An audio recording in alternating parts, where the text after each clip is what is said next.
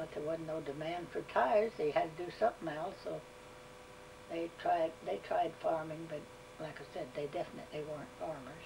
That was in Oklahoma? Yeah, that was in Oklahoma.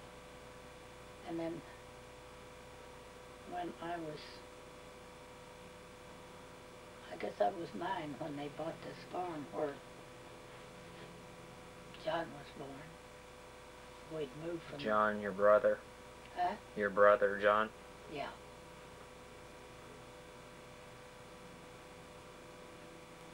You were about nine? Yeah, when they bought the farm. Where was that? That was in Eagletown, or, you know, out of Eagletown. The post okay. office was Eagletown, Oklahoma. And part of the farm was still in timber, you know,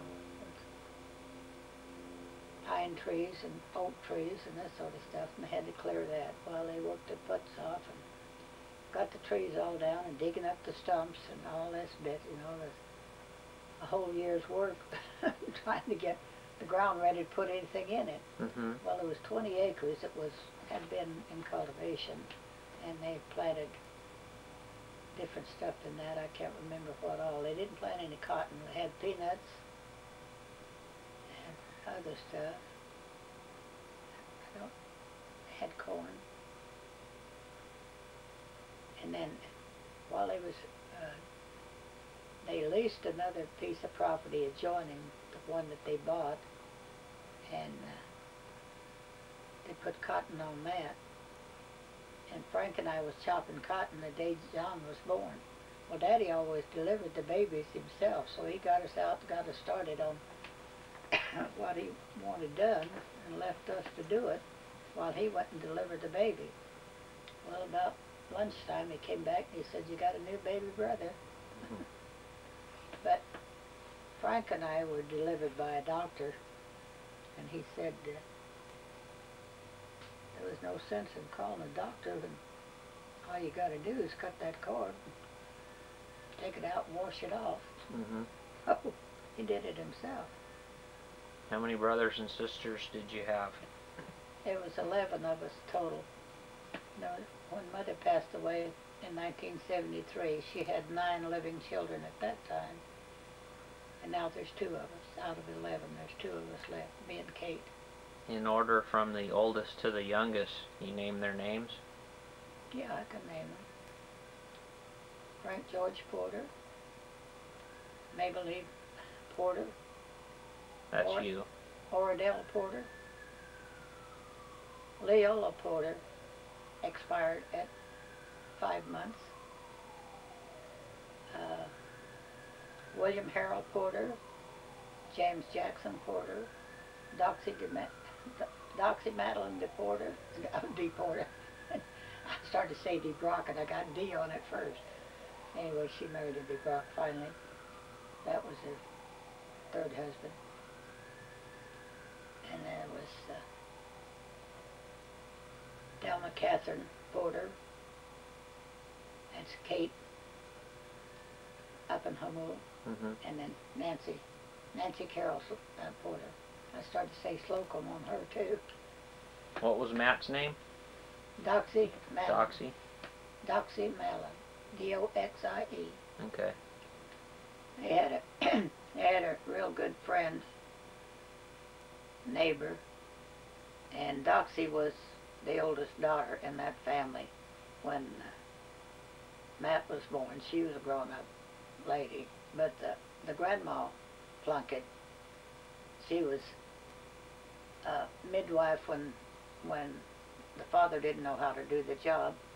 Well, when Leola, my little sister that died, Dad it was 1918, and the flu that killed thousands of people in the United States. It was quite an epidemic all over. And around their area, they told me, of course I wasn't that old to remember any of this stuff, but there was mothers and fathers died and left little kids as the only ones there to do anything with them. And there was, well, Grandma Plunkett was one of the ones that, and my Grandma Martin, neither one of them ever got sick. They kept working day and night with helping whoever they could, just going place to place. And they went to this one place because they knew the mother and father was both sick. And 6- and 7-year-old kids was dragging the bodies outside. They knew they had to be buried, and they just had dug a little trench, but not deep enough to really bury them. But Right. they dug a little trench, and they were, 2 of those little ones were dragging the body when Grandma Martin and Grandma Plunkett, because they called her Grandma because everybody is my age or younger, they were grandmas, you know, a courtesy title, I guess. And then they took over and went ahead and got them ready and took them out to the cemetery, because they had a crew of fellows, volunteers, that just, when they got one grave dug, they just turned right around and dug another one, over and over and over and over. So, you know, I've heard the story of The influenza yeah, thing. it was 1918. But there were some families completely wiped out. There was no one left. Jeez. But the only thing I remember about that time is we got the new baby sister, and then I remember my Ben Franklin and Carrie took me in the wagon and went to the train station to pick up my Aunt Leslie. Aunt Leslie was Mother's brother's wife, but he didn't come for the funeral, but Leslie did, because Leslie and Nanny were good friends when they were teenagers and on through. Your mom had how many brothers and sisters? She had 2 brothers and 1 sister. Well, Grandma Martin was pregnant one time, but the baby didn't get born. And in those days, they didn't just go ahead and take it out. And that dead baby stayed in there until all the flesh went off of it, just went out. And she had a terrible infection, but they didn't do anything about it. But finally, the little bones, because they just, Finally passed it through. wasn't a full-time baby, and they just finally passed out too. And she just had to doctor herself as best she could, just like with any other infection they had in those days. I don't know what they did use, but anyway. So Granny Martin had how many kids? Well, she had 2 living boys and 2 living girls. What were their names? Huh? They'd be your aunts and uncles. Yeah, they'd be my aunts and uncles. Yeah, my cousin Irene in Phoenix, she's the last of her family, and her mother was my mother's only sister. What was her name? Her name?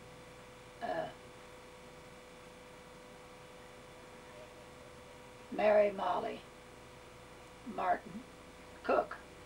And what was your mom's brothers' names? Hello, honey. Hi. The oldest son was James Debs, D-E-B-S. And the second son was John F., just a letter, no middle name, just John F. That's what my brother my brother was named for him. And that was Granny Martin's kids, her 2 boys. Her youngest son. And then when Mother's youngest son was born, she named him John F. But when my John F. went into the Navy, they said, you've got to have a middle name. Just like Warren, you know, our friend Warren, our hunting buddy. His name was Warren G. And the Navy wouldn't let him get by with just an initial. It had to be the full spelled out name. So he just made up a name that started with a G. And he said, I still know myself as Warren G. Well, his birth certificate says Warren G. But the Navy said you had to have, well, just like when I went in the Air Force, I couldn't use my middle name. I had to use my maiden name as my middle name. So like on my driver's license now, it's Mabel Porter Steinoff. Porter being your middle name, even though it's actually your last name. Yeah, What was your middle name? Lee, Lee? just like your mother. Huh. I didn't know that. Yeah. Well, there's a lady that worked in the polling booth that lived down the street here, and I went down to bowl down at the Anza Convalescent Hospital. It's something else now, but it was Anza at that time. Mm-hmm. And she said, I didn't know that your name was Mabel. And she'd known me about 4 or 5 years, and she didn't know my name was Mabel. Well, my team captain, I'd been bowling with her, goodness sakes, I think I was bowling with her at the time Nancy passed away, and that's 6 years ago. And when I got sick at Christmas times, not last Christmas, but the Christmas before, I wound up at Grossmont with pneumonia. And she come up to see me, and there wasn't no Joe Steinoff up there.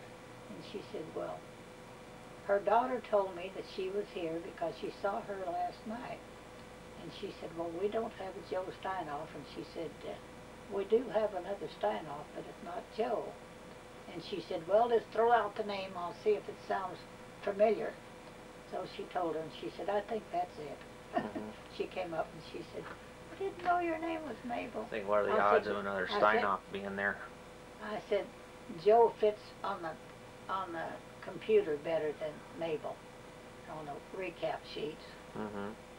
But we had one lady, her name was so long that she just used her initials on the recap for bowling, and we called her Mrs. Coffee because of her initials was Mary Jane Blankenship, so MJB.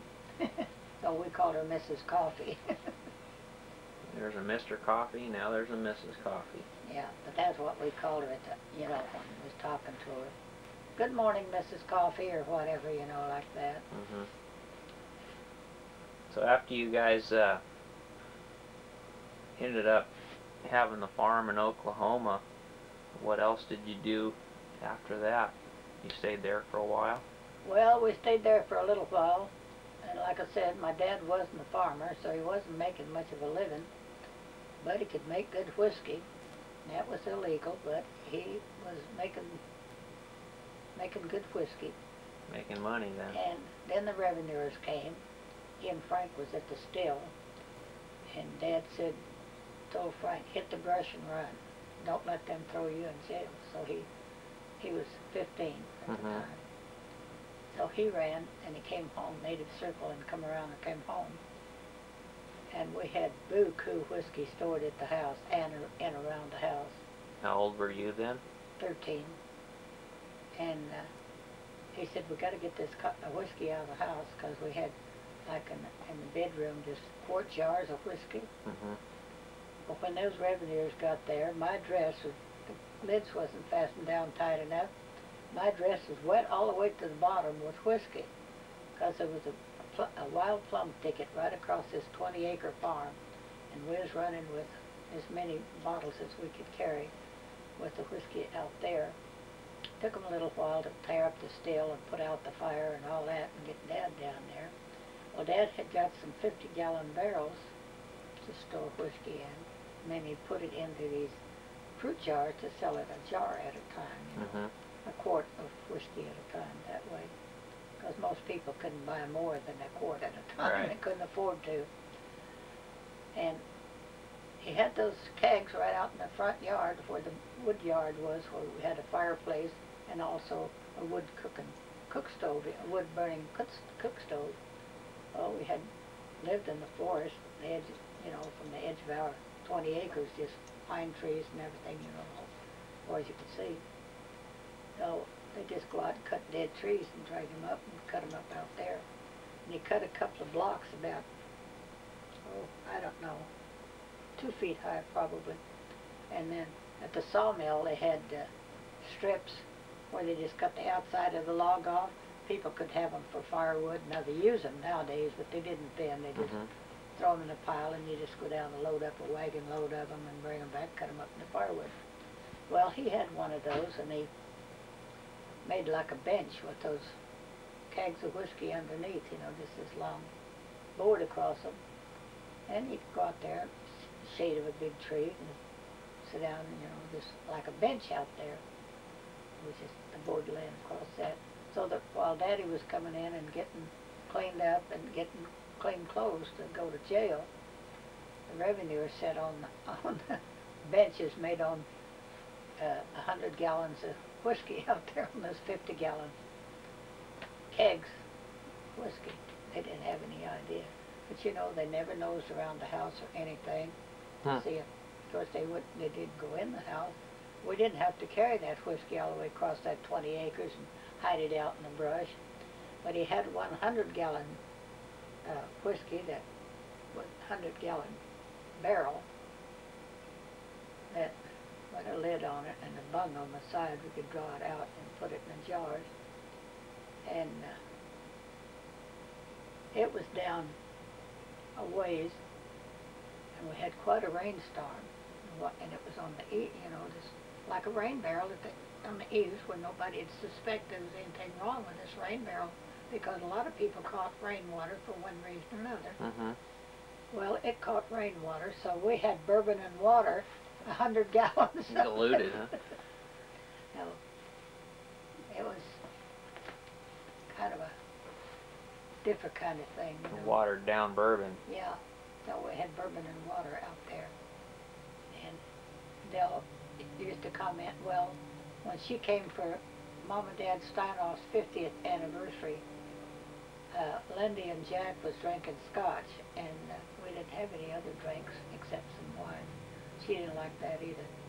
So Jack made her a drink of scotch and water, and she took a sip of it and hit her leg, and she said, "By damn, sis, that's just like that barrel that was sitting under the eave of the house. I can remember how drunk I got when she was, I guess when Dad had that, she was about 9, I guess, something like that.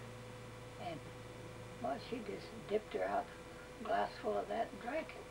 Put some sugar in it and drank it. Got drunker than a skunk. Which sister was that? Dell, Oh. the one that died last summer. But when I was 10, she's was a little over 2 years younger than myself, and we always had a garden. And Mama had to go to work, and I had to take care of Aunt Matt because she just had Matt. She was 2 months old when Mother went to work, and I had a garden. You know, I'd plant onion seeds, potato seeds. Well, what I'd do is peel the potatoes and plant the peelings, and the eyes on them would sprout and come up and make potatoes. And I had some nice green onions way up this big. And on a weekend, when Mother was home, and she said to Dell and I, well, we called her Mutt in those days. And Dad dubbed me Pat, so Pat and Mutt, we went out, picked some green onions for the lunchtime. And of course, we always had milk and buttermilk. And Dad had made some home brew, and it was still green. Not to get you drunk, but it wasn't ready to put in bottles yet. And so on the way back in from Dell broke off one of those green onion stems, you know, about this long, stuck her finger on the cap on the beer barrel. Because it just had this open-faced barrel with a cap, well, it's malt that's makes a cap on the top of the beer. I don't know if you ever saw homemade beer being made. But anyway, she stuck a hole in that and stuck that onion blade down in through there, used it for a straw. She sucked enough of that green beer out, she got drunker than a skunk, you know, drinking that green beer. And Mother got lunch ready, and well, in that time you had dinner at noon and supper at night. So we had breakfast, dinner, and supper. Well, we was having dinner. That was the middle of the day. And Matt was sitting right across from me. No, Matt is the one Dell was sitting right across from me, and I was feeding Matt beside me because she had too little to feed herself. Because I was full taking care of her. Everything was done for her, just like I was her mother. I guess that's why she depended on me so much when she was little, not always. But anyway, she got so drunk that she just got real happy, you know. So she took a sip of her buttermilk out through this same straw. Fired back like that, and just sprayed buttermilk all over my face. Mother got her by the nape of the neck, and she said, "Go in there and lay down and sleep that off." She didn't even get to finish her dinner. Of course, it wasn't very long till she was asleep, because she was pretty loose. Passed out. That green beer will hit you pretty fast. What was your grandma, what was your mom working as? Yeah, she was helping Dad in the field. Oh. And that's when they tried farming again. Yeah. He was working in the timber when Matt was born, and then in the spring when it was time to plant, when she was 2 months old, I was 10, so I was a good old lady. I could take care of a baby 24 hours a day. You better have kids yourself at that age. And I did the washing and milked the cows and churned the butter and cooked the meals. Did your share of the work. I was big sister, so I had washing to do on the rub board and all this stuff. Did pretty good, except bringing the sheets out and hanging them up and the bibbed overalls. They were so hard to do on the rub board. But I got it done. Got the stinks out at least. I don't know how clean they were. We had some good old times. And while we lived there, they had a cloudburst, that's what they called it, and it rained fish in our front yard. We had a crabgrass lawn, and it was thick as a hair on a dog. You couldn't get rid of the damn crabgrass, so you just mowed it down and tried to get along with it. You couldn't get rid of it, so get along with it, you know. And boy, that grass was just flopping with fish after the big downpour of rain. And we went out there and caught fish of all kinds, from this big to, you know, little ones like that, because the water had went through the Mountain Fork River and just swirled around and picked up and then went on, and it lost its grip and just dropped the fish in our yard. Grandpa said, manna from heaven. We didn't have whiskey in those barrels, but we had rain barrels, because the water was hard water. You had to put lye in it before you could wash the clothes and that sort of thing. It was real good for your hands too. But we had those rain barrels, and it would help to keep the white plains white, and that if we boiled them in rainwater. Yeah. So we caught those fish and put them in the rain barrel, and some of those little boogers, they got up big enough. Well, I guess the ones that ate fish would finally eat up all those fish, because sometimes there wasn't enough air in there, and they'd float to the top. Well, what they did was they got cleaned and ate no matter how big right they away, were. yeah. But, you know, it just died from suffocation, because there's too many fish for the amount of water and nothing to make it aerated like a fish tank. But where we were living, when Matt was born, Dad was working in the timber then, and he came home for lunch one day, and he was talking about the fish, and it was just a little creek you could just step across. Even at 10 years old, I could, you know, just about, well, there was places at little pools that was too wide for me. He said there's a lot of fish in there, so I want to go back with him and go fishing, and he said, well, they're carp and they won't bite. And I said, well, I'll make them bite. I'll talk good to them, and I'll make them bite, and I'll catch them fish. Well, I went down there, and oh my God, I got so excited. You could just see those little carp just swimming around in that clear water. The water was clear as it could be, clear as this water here. And I went back to the house, and I asked Mother if we had a fish hook, and she said no. She said, well, get me a safety pin. And all we had, well, in those days they wrapped your groceries and everything in paper and tied it with a string. Didn't have no tape or any bags to put it in and that sort of thing. So Mother always kept that string, because there's always a need for a string. Now she keeps some rubber bands and put rubber bands on, but she kept the strings and had a ball of string. And I told her I wanted a string put on this safety pin. And so she gave me a pin. That was before Matt was born, in the fall before Matt was born. And I went back down where Dad was making the ties with my safety pin and my piece of twine string. I I broke off a little limb off of a tree down there, a bush down there. I caught 4 of those boogers, but I went out and where they had the cows in the cow pen, and the grub worms, the little worms with shape like that, and they're white, and real puffy. And I dug them out of the cow pen, out of the manure, and the cow pen went down, and I caught 4 of those carp. They were goodly sized like that. And then he told me they wasn't fit to eat.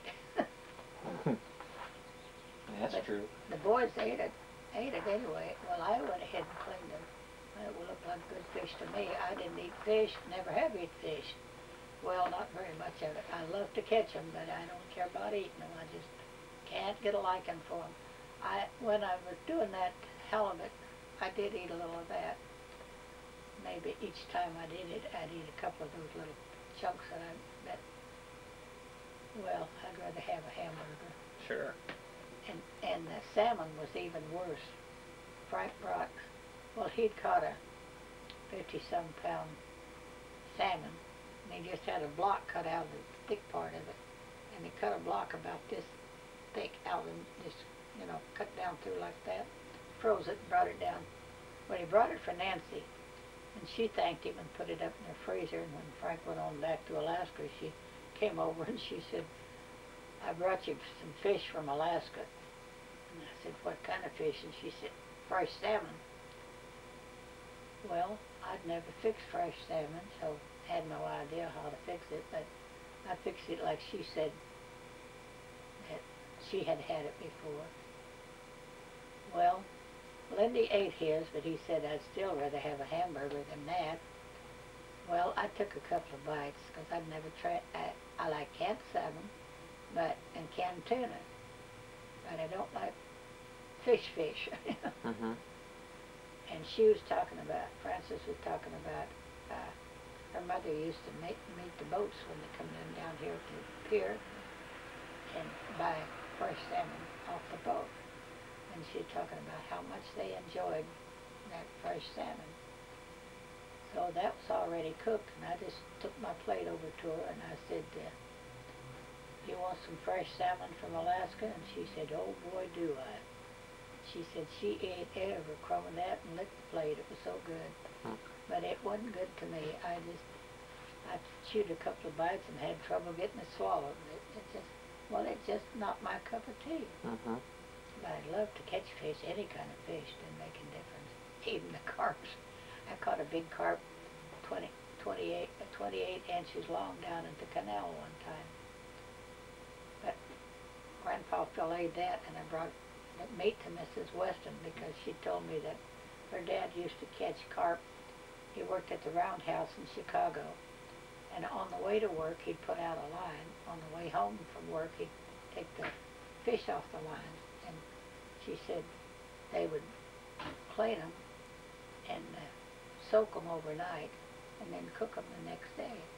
And soak in they are bottom fish, and she said that gets that muddy taste out of them by soaking them overnight. And that 28 inch had made quite a good sized fillets when Grandpa filleted it out. And she really enjoyed that. I didn't try. Lindy said, I took a picture of it, and he said, might as well just throw it back. And I said, oh, come to think of it, Mrs. Weston eats that, but she eats any kind of fish. One time I got Grandpa off to work, and I done what I was going to do around here, which wasn't much. And I thought, well, I'll go down to Mission Gorge and go fishing. That's when I had my little Impala, where they had that road through there up over Cowles Mountain now. But they didn't have it then. You went around the gorge and go on into town. But I didn't have any bait. But I had some bacon in the refrigerator, so I got out the bacon and cut the fat off the backside of it and cut it in little sizes, wrapped it in foil and went down there. And boy, they just, I got my stringer full, 2 fish on each little stringer thing. Well, I was still having fun fishing, so I just had that staked out in the river, and I looked in my little bag that Grandpa made for me to carry my extra hooks and bobbers and stuff. and there was a piece of sash cord about 3-4 feet long. I just tied a stick on the end of it, you know, a little piece of stick on the end so they couldn't slide on off. And I was just threading them onto that piece of cord. I had no idea how many fish. Now I began to get hungry and want a cup of coffee, so I just saddled up and come on home. And I got out it's in the travel trailer, big old aluminum dishpan about that big. And I started counting the fish as I was taking them off this piece of rope and the stringer. I had 52 bluegill on the 2 stringers. So I went over, and she had told us before, I don't mind cleaning fish at all. If you've got more than you want to eat, just bring them to me. I love fish, and I'll clean them and eat them. Well, some of them I tore their mouth out, if they was too little, if I got them off real easy, you know, without tearing them up, I just throw them back, let them grow up a little bit. But I thought, well, I just bring them home and I tell her she can dig them into the flower bed. It'd be good. I will not. There's a bite on either side, she said. She cleaned all those fish, and she put 3 in a package, breakfast, lunch, and dinner. And till she was down to, I think she said, you better go fishing again. I've only got 9 fish left. She's eating them every meal. And the way she cleans bluegill, you know, get the scales off, she scalded them just like chickens. She put them in the sink and poured boiling water over them. She said the scales would just almost fall off that way. You'd have no trouble. I never tried it, but she said it worked. But anyway, that's the way she did it. It worked. I went down another time and I was catching bluegill along, just dropping it over. I was sitting on a rock, standing there sitting on a rock, just dropping it down. I was catching there, and it got where I wasn't getting a bite. And the stream was going by, and I cast it out and let it just go down. Went down by some tulies, and just like that, something hit it. And I was catching little catfish. I caught 4 little catfish about that long. They were black on the back and real bright yellow on their bellies. Well, she said she liked any kind of fish, so okay, I kept them and brought them home. She said, I tried to put one of the bluegills she had caught, she had a 6-gallon paint bucket, I think it was, anyway, a bucket of some sort. She caught rainwater in it, and she was going to keep one of them for a pet, but it come belly up too pretty soon. And she said, well, Dad used to say you catch a catfish, it'd live in a horse track. I said, yeah, they'll survive better than any other fish, you know, out of water. So she's going to keep them, and then she got to thinking how good those tasted that she cooked. She wouldn't get to kill him and eat him too. So much for a pet. So when did you move from your farm in Oklahoma? Well, after Daddy got in jail from that, Mother tried to keep things going till the potato crop matured where we could dig out the potatoes, and we didn't even get enough money to pay for the potato seed, but anyway, it was a little bit of money. And then Aunt Molly's husband George come down and loaded us up in the wagon and took us 2 days and 1 night to get from Eagletown to Hartshorn, where Uncle George and Aunt Molly lived. They had a little bitty place, about 500 acres, with oil wells and all this stuff. And that's poor peons. We didn't have a pot to piss in. But anyway, they took us up there until Daddy got out of jail. And Daddy had bought Dell and I both a riding horse. Well, I think what he did was traded whiskey for it, you know. And mine was gentle to begin with. They were young mares, never been rode. And mine, you could just put the saddle on and you know, just ride on off. Well, I wasn't very adventuresome anyway until Dad said, well, it's gentle, it won't buck or anything. So I rode it, and it was doing all right, you know, walking along pretty. I didn't kick it or anything to get it going fast. Well, Dale got on hers, a little bald-faced mare, bay with a white face. And boy, she didn't hit the saddle till she hit the air. And her cussing, the most cussing she ever done was, "By damn. By damn, you're my horse and I'm going to ride you." And about 3 or 4 times in a row. And then she knew she had to hang on good if she's going to buy a damn ride. And she kept getting up, and boy, she was skinned on her elbows and her cheeks and whatever, however she hit the ground, you know. And get back on that horse and ride it again. Well, mine was just standing there looking while they were having their rodeo. Well, she finally got it quieted down, and then it started loping off. Well, mine started following after it. Well, the flies are pretty bad to bite them. And boy, that'll make the horses go fast when they get bit on their legs with it. Mm-hmm. Horse flies. I don't blame them, because I got bit with horse flies down to Colorado. But they took off running. Scared me to death. She wasn't scared. She was just having a ball, you know. But she's such a daredevil all her life. She tried everything. And she was hanging on and let that horse run. Well, hanging on was all I was doing. I wasn't having fun at all. Because I wouldn't have. Well, I fell off of Granny Red before that one. And we finally got them corralled and headed back toward the house. But I wasn't too happy with it. But then Daddy traded our horses for a T-model Ford sedan. And that's what we started to California in. Well, we didn't start to California. We're just going to go and find work someplace after he got out of jail. Well, we went to Post City, Texas, because he got out in the fall.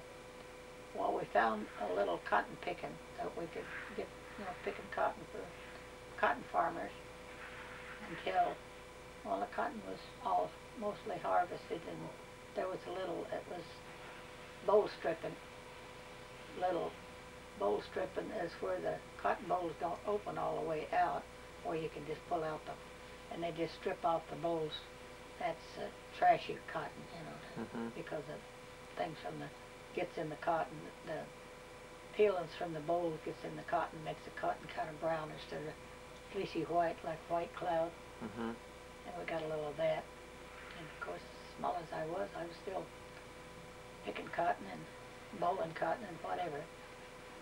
Then we went on down, like I said, to Post City, Texas. That's before we got more up where it was warmer. And when we got to Post City, John was a baby in diapers. And it was so cold, I was washing his diapers inside the tent and wringing them and laying them in the dishpan. When I got out to the clothesline, Daddy strung a rope out for me to hang them up on, because babies, you got to wash diapers and get them hung up. Mm-hmm. And when I got out there, they were frozen so hard, I couldn't shake them out to hang them on the line. They were just, where I'd wrung them out. They was just like a stick of wood. So I had to go back in, put them back in the rinse water, and then I just spread them over the top of the dishpan, open out. Then I just put these cardboard things on the clothesline. Stiff on the line. And I got the diapers all washed, and they'd freeze dry, and just a very short time out there, they'd just dry, flatten in the wind, At first, they're just like a piece of cardboard like this, and within 15 minutes, those were soft, And it just froze Freeze dry. water out of them. It just froze the water out. Well, I got the diapers in and got them folded up, and when I was taking them off the line, oh, my hands were just aching. It was so cold out there. Didn't have any gloves. My ears hurt because it was cold wind. Way below zero, I expect. It was that cold. You could spit and it hit the ground in a ball of ice, like that. Just roll across the ground. I say that's cold. It had freeze going down. And Mother said we better start packing everything, because Daddy said he's going where his weather fits his clothes. So we loaded up. We headed south Texas. And we traveled in that old T-model for, I don't know. It was still real cold that night when we stopped. And let's see, I think we was 2 nights on the road, and then we got to Port Aransas, Texas, down on the Gulf Coast. Man, it was pretty nice down at the coast, even in the winter time. It's, you know, down the south part of the Texas. And we had no idea what we was going to do down there. We were just going to try to find some work of some kind. And by that time, I was 13. Frank was 15. And yeah, that's just before I was 13, I guess. But anyway, we went down to the docks, and the shrimp boats was coming in. And they needed help taking the heads off the shrimp. The ship, you know, just the tail part of them. Leave the tails on, pop the heads off. So I can't remember what we got paid. Not very much, but because we was kids, and you get kids to do things for very little money. Well, the adults wasn't making much money either. But we both got a job doing shrimp. And Mother got typhoid fever, and she was pregnant with another time. And she couldn't stand the scent of us because we got the scent of the shrimp on our clothes, and we'd have to go to neighbors, take a bath, and change our clothes before she could stand us in the place. We was living in tents. And one day Dell said, "Is it real hard to do that?" And I said, "No, it makes your thumbnails sore, but it's not hard to do." So she went down, and they put her to work at it too. And up to the day she died, she'd never eat another shrimp. But I love shrimp. It didn't turn me off from it. And I even had some in my pocket and brought them home and cooked them. I could eat shrimp, but not fish. So we did that for a while, and then the shrimping season was over. Well, what do we got to do now? Well, down south, it's like kind of like it is in Mexico in the wintertime, I guess, because they had the farmers had tomatoes, great big tomato plants and all that, but those big old worms with that knot on their point on their head, great big ones, big as my finger in that. So for $1 a day, Frank and I got a job with and our scissors.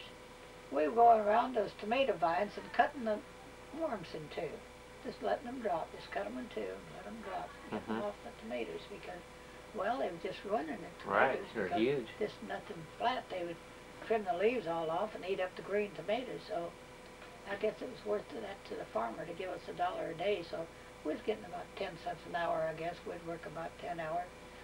Our backs would get tired. Even little kids, their back gets tired stooping over, cutting worms all the way, you know, looking and everything. And go back, go down this way looking, and then come back that row, and then take another row and go. So he'd have about 5 rows. I'd have about 5 rows, and I'd just back over forwards like that, cutting worms all day long until the tomatoes got where they could harvest the tomatoes, because they, just as soon as they start turning pink, they start picking the tomatoes off and shipping them, you know, because if you let them get ripe, they get rotten before you get to market. When they just started getting pink, some of them was just good size, but didn't even have any pink to them, but they'd take them anyway.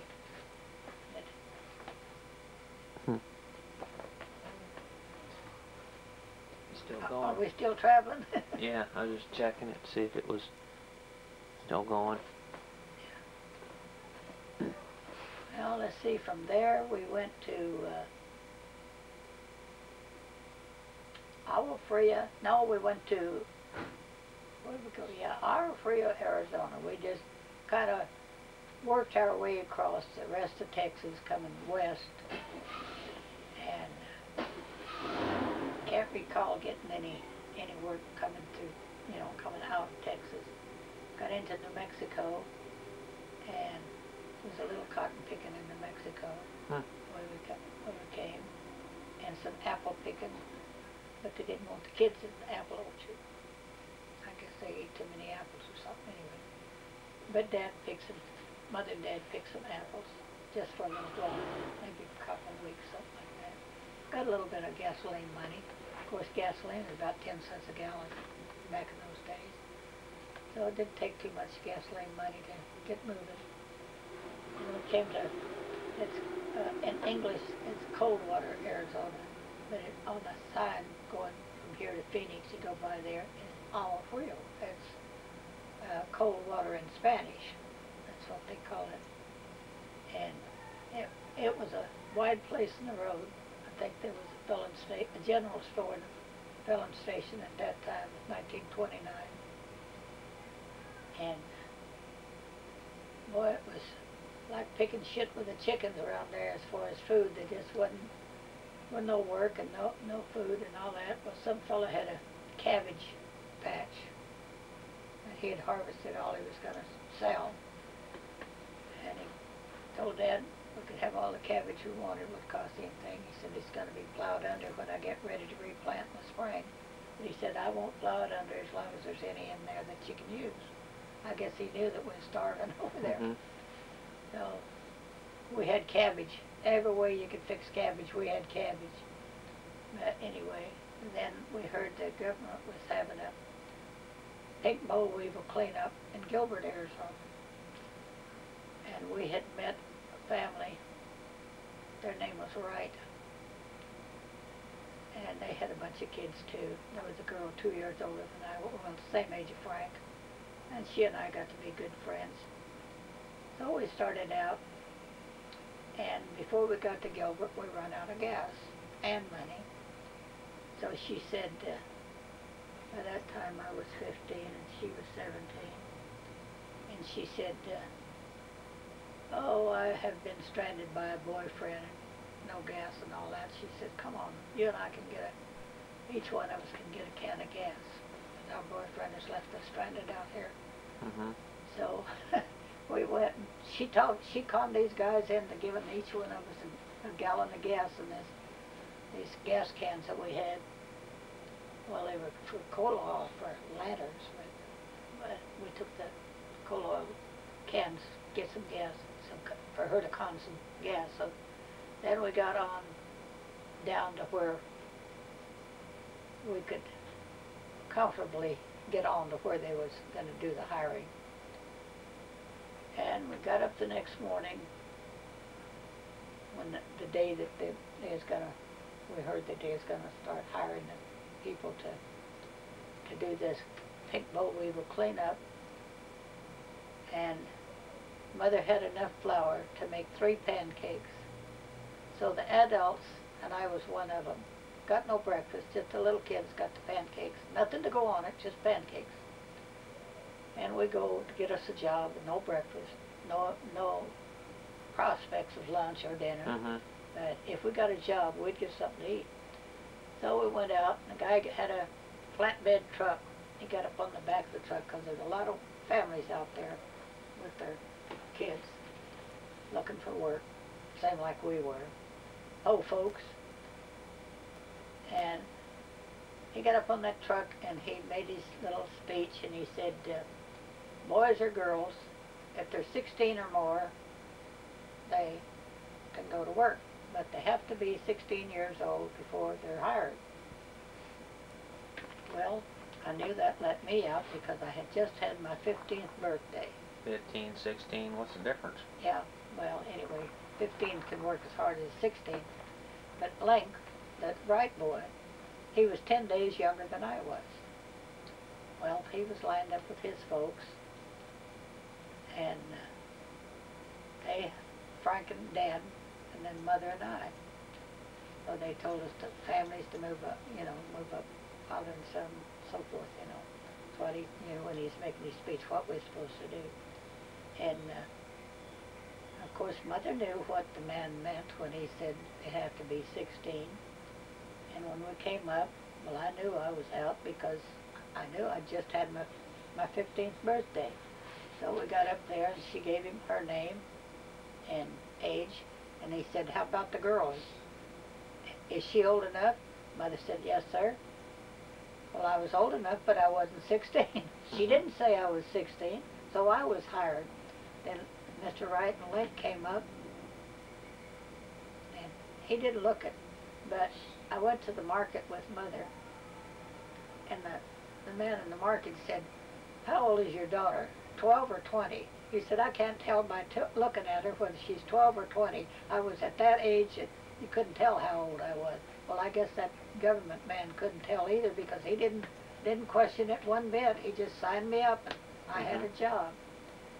Well, my brother Jack always got all the childhood diseases because he was the middleman. There was 5 above and 5 below. And he was the middleman of the 11 kids. And he came down with the... First you had chicken pox. And then, when we was at this Agua Frio, that was before we went to Gilbert. I'm getting ahead of my story. Because when we was at there where we eat the cabbage, they got smallpox. He brought that home from school. We got the smallpox. And me and the tiny baby was the only one, the one that was born in Texas. We were the only ones that didn't get the smallpox. And Dad had had the smallpox before, but he had a real bad time. They were even broke out in the palms of his hands and the bottom of his feet. He had such a bad, and in his eyes. And all of them were all the rest of the family except me and the baby was real sick with the smallpox. And she got pneumonia. Well, even with the smallpox, Mother got up and fixed they call it a pneumonia jacket, a thing with like Vicks or something on her, out of wool cloth and put on it. Well, she was still just squeezing and wouldn't eat and all this bit, and I was holding her. I'd been, setting up with the sick ones and the baby, with the smallpox ones and the baby. I had been up about 2 weeks with no laying down to go to sleep.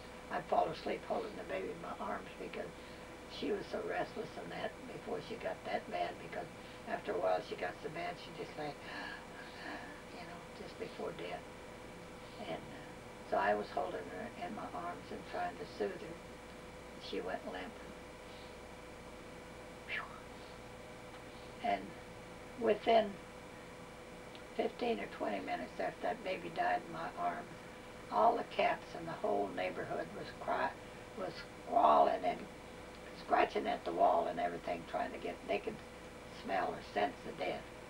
Huh.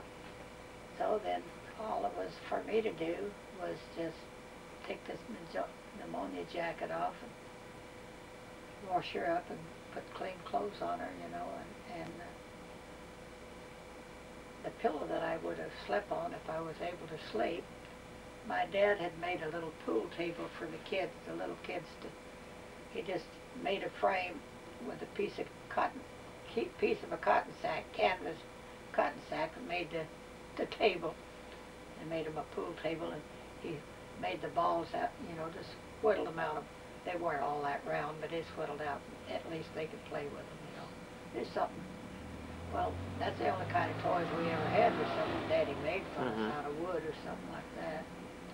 Except one time when I was about 5 or 6, and whatever happened to my doll, I don't know. I think we left it in the trunk. When we left the trunk stored at my aunt's in Oklahoma, and we never did get it back. But anyway, I laid that pillow on that pool table, and spread one of her little blankets over it, and laid her on there, and put a blanket over her. Well, I told Mother that she was gone and wasn't anything she could do, and she said, "Well, sister, I can't. I'm just too sick. I can't do anything." So she had told me what I should be doing, so I went ahead and did it. But I had been up with them so long that when I didn't have to sit up with the baby, I couldn't go to sleep. Mother called a doctor and got a prescription for something, sleeping pills, I guess, put me to sleep. They had to wake me up then to take for the funeral. But one of the neighbors there is a bunch of tramps just like we were, but they had professions of kinds. And this one man made the most beautiful cedar coffin you ever wanted to look at. And the woman gave him her wedding dress, a white satin wedding dress, to line the coffin with. It was a beautiful little coffin. Wow. That big. People helped each other when they could, because there wasn't no way. Dad said he didn't have any idea how he was going to get a casket for that baby. but they were still scabby as all hell when they had the funeral for the baby. She's buried at Liberty, Arizona. And after years after we were in San Diego, Mother went back over, and she took a whole bunch of abalone shells and outlined her grave with abalone shells. Still couldn't afford a headstone or anything. And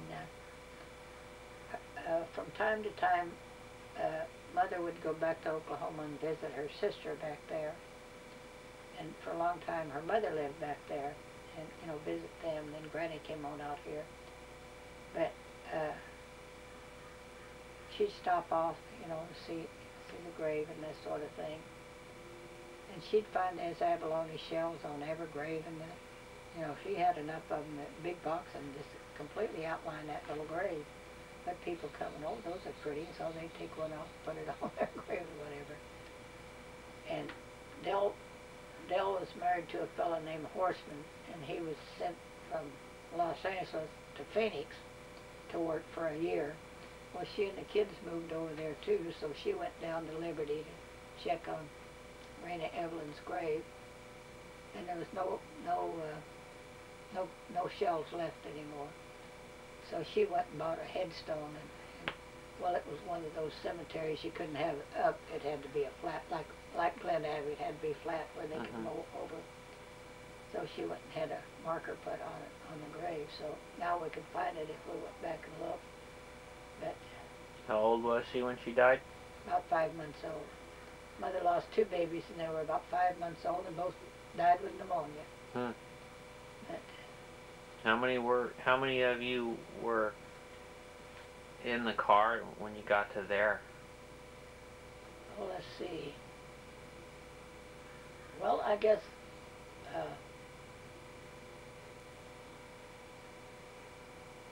so she was after John, so there was just Kate and John of the 11 Kate and Nancy of the 11 that hadn't been born at that so time. So there was eight kids? And of course they lost the one baby in Oklahoma when I was 4 years old, and that was another thing that told me how to, put a pillow down and put a blanket on to lay the baby out, because when the baby died when I was 4 years old, this Grandma Plunkett and my grandmother, they put a pillow on the sewing machine.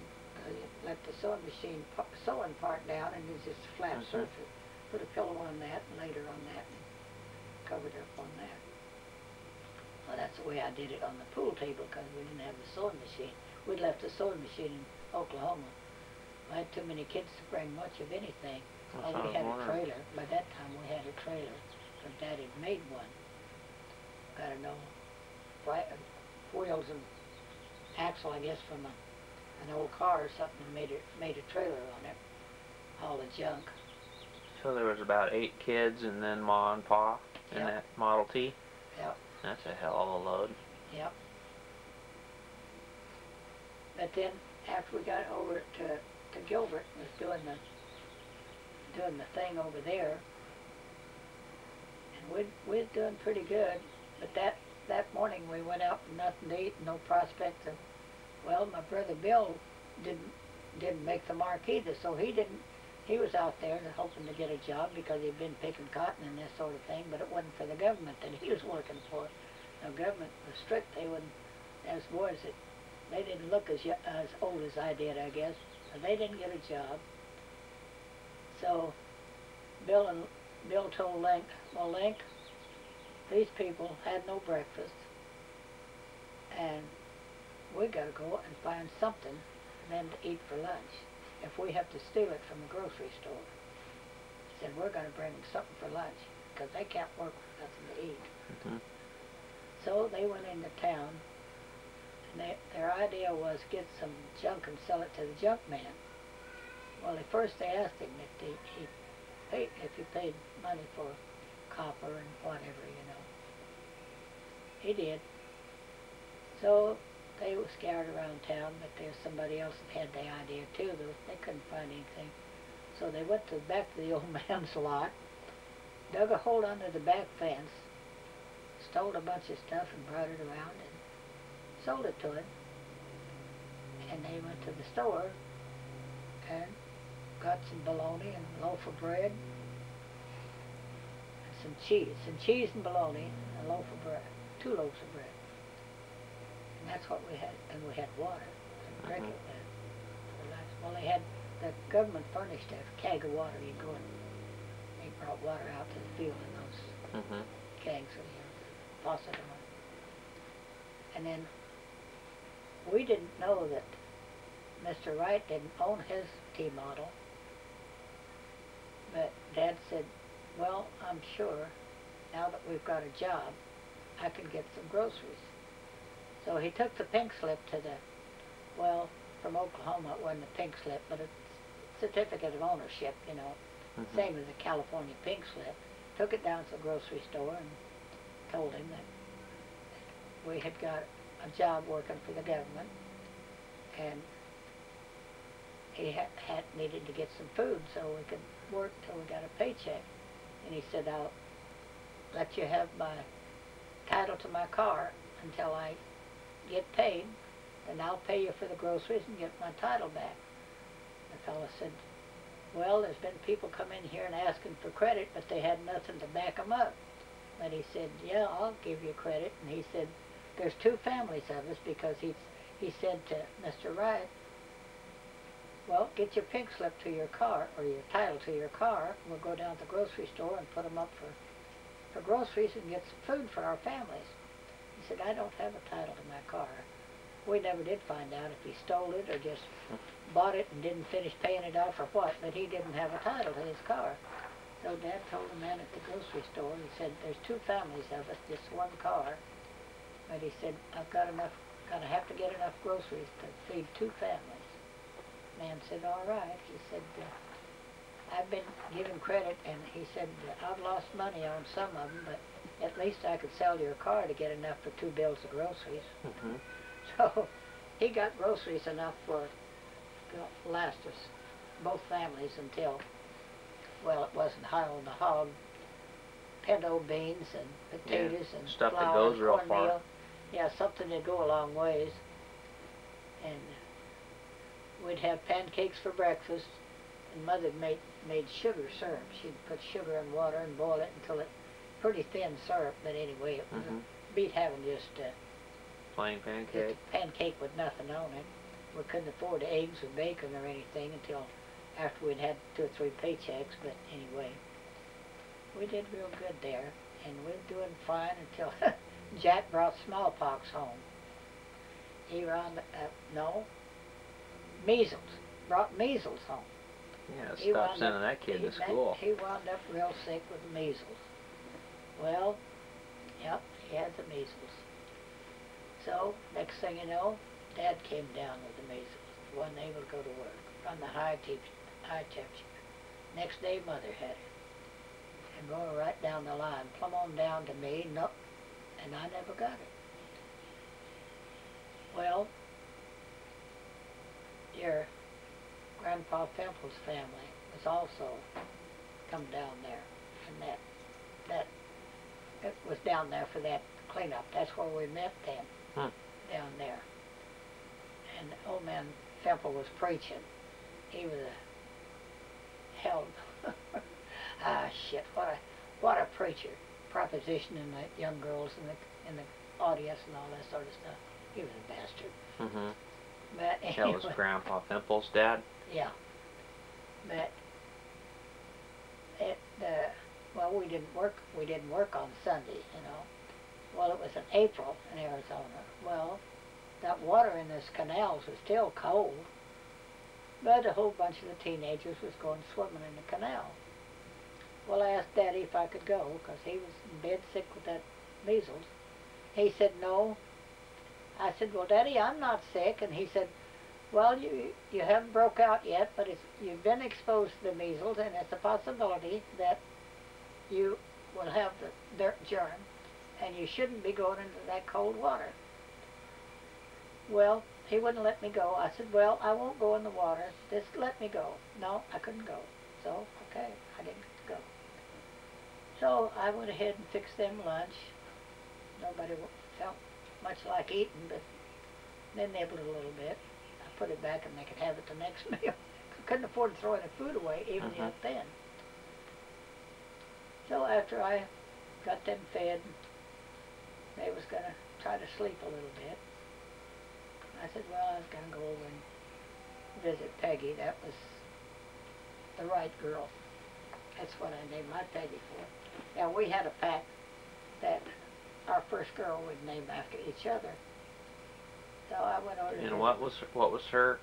Who was she? She's the Wright's daughter. She was also working in the cleanup. She's the one that went with me to con the fella out of gasoline that night to get us over there. Her first name was Peggy. Peggy, yeah, Peggy Inez Wright. And I told them I was going to go over and visit with Peggy. Well, that's okay. And so she and I went to the swimming hole. Oh, come on, you can go swimming. And I said, no, my dad would scalp me if I go swimming. So your Grandpa Femple picked me up and threw me in the canal. I did have the measles. I lost every speck of hair. Just my head was as bald as your mother's was with the chemotherapy, and I couldn't even walk when they built a bed in the back of the car and brought me to California in the bed in the back of the car. I couldn't even walk. Not a hair on my head and all this bit. That was the end of my Weaver cleanup. We came on to California. We got here we came into California on the 30th of May in 1930. And been here ever since, except few little travels outside the state. But we was fruit tramps up and down the state of California, and we picked everything. Peas, string beans, apricots, peaches, apples, cherries, all sorts of food. But at least when you're picking something like that, you can get something to eat. Frank and I got a job in Northern California picking cherries. Dad was scouting out for some kind of a job, and they were mostly hiring teenagers. This old man that had this orchard, cherry orchard, he said, now you have to pick all the cherries and leave the stem on, because they have to have the stem on or I can't ship them. And he said, every one that you pull the stem off, you have to eat. We can't waste any cherries. Now he knew we was going to be eating cherries. So my God, it's surprising how when you first start picking, how many stems come off of. So pretty soon we had to run from eating so many cherries. But I know that old man knew we was going to be eating cherries. But like I said, we harvested all sorts of stuff, you know, up and down the state. And we got back down, let's see, I guess we were doing apricots in Brentwood, California. Now it's called Knight's Landing. But at that time, now Brentwood's up by Los Angeles, but at that time, that's where Katie was born. Knight's Landing. But that's where we were living, and your grandpa and Uncle Ott was living in Wheaton, California, near Santa Rosa. Which grandpa? Huh? Which grandpa? Femple? Your Grandpa Femple. Okay. So he came down and got me, and we took off to go to Santa Rosa to get married. And I said, well, we have to get a marriage license. I thought after I got gone with him, now am I going to get married or I'm going to go shacking? I said, well, I got to get a marriage license. He got inside his coat pocket, pulled it out, and he said, there it is. He got a friend of theirs to stand in for me and sign up for the marriage license. That's what he got the marriage license for us to get married. He lied about his age, and she lied about mine, and we got married. How long were you seeing him before you got married? Oh, I guess about a year, something like that. Because we met down there. Because you were working farm workers. When he threw me in the water. No, it was April in one year, and it was August the next year when we got married. But a little longer than when I married Grandpa. Mm-hmm. Started off. But yeah, because you didn't have it all figured out yet. Oh, It not took a while. exactly. If I did, I wouldn't be married. But anyway, we started out, and I said I'd always hoped to have a wedding dress. He said, yeah, I want you to be married in a blue dress. So we stopped in Antioch, and he didn't take me in to try the dress on. He said, I'll go in and buy you a blue dress to get married in. Because he'd been picking apples up in Sonoma County, and had a little bit of money. I guess, I don't know. I never knew what money, if any, he had, because he wouldn't. I never got any money, so I didn't know. But anyway, he went and got it. Well, he just opened the bag a little bit, the package a little bit. It was just wrapped in wrapping paper and tied with a string, like always, like everything was wrapped. Mm-hmm. He tore a little hole and said, "Is that all right?" I said, "Yeah, that's fine." It was a navy blue dress, and it was a size 16, and I wore size 3. We got up there. Talk about a little kid, a little kid with Mama's dress on. That was me. You're a size 16. Well, it came in handy when I got pregnant because you had enough material to make a couple of them.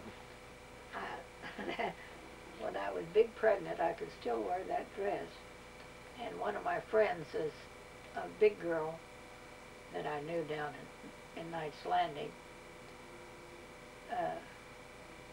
She was a big girl, and she gave me a white seersucker dress that buttoned on the side. You know, it was went across here, buttoned, and then down the side, and kind of flared skirt. Well, it got bigger around down here. Well, that and the wedding dress and that was what I could wear, because I was 3 weeks before. Well, your grandpa bet me a new black outfit that I said I'm as big around as I am tall, and he bet me a new black outfit. No, he bet that I was big around as I was tall. He bet me a new black outfit. I don't know if I lost the bet what he was going to get, but anyway, that I was big around as I was tall. So he measured me. Well, I was 61 inches tall and 55 inches around. I was 55 inches around. And that pregnancy, I gained 78 pounds. I was Mrs. 5x5. I gained it. Just wobble like a duck. But no wonder that baby was so big. He weighed 5 pounds and 9 ounces. Born on the 4th of July. Real firecracker. Hmm. That 4th of July is when I went to hospital this time. What was his name? Clarence Palmer. Junior? Huh? Junior? No, just Clarence Palmer. No, his junior's over in National City. Egotistical, 2 sons named Clarence. I don't think this Clarence over there even knows, because they call him Butch, and he probably doesn't even know that he has had a half brother named Clarence. Who was his half? Huh? You mean you had a son? How What? many? Butch's half brother. His name's Clarence. Yeah, my baby would be his half brother, because the babies had the same father. Because I gave the birth to his first son in his first marriage, and he married Maxine and had another boy. Well, he had a girl first, and then another boy, and he named him Clarence, or she named him Clarence. Yeah, with Maxine he had Butch and Mark and Donna. Yeah. And how many kids did you have? Me? I had Clarence Palmer, Peggy Lee, Warren Forrest, Frances Holladine, and Barbara Maxine. So that's how many I had. So I got 2 of them. 2 of them left. Hmm? How old did and was that the order you gave, was that by age? Yeah, that was the way they came. Clarence Palmer lived 27 hours. The doctor told me he drowned on my blood. It was the 4th of July, and I had a henpecked husband, the doctor. His wife wanted to go to the beach. And he said, I've got a young lady in labor, and I might be needed at the hospital because this is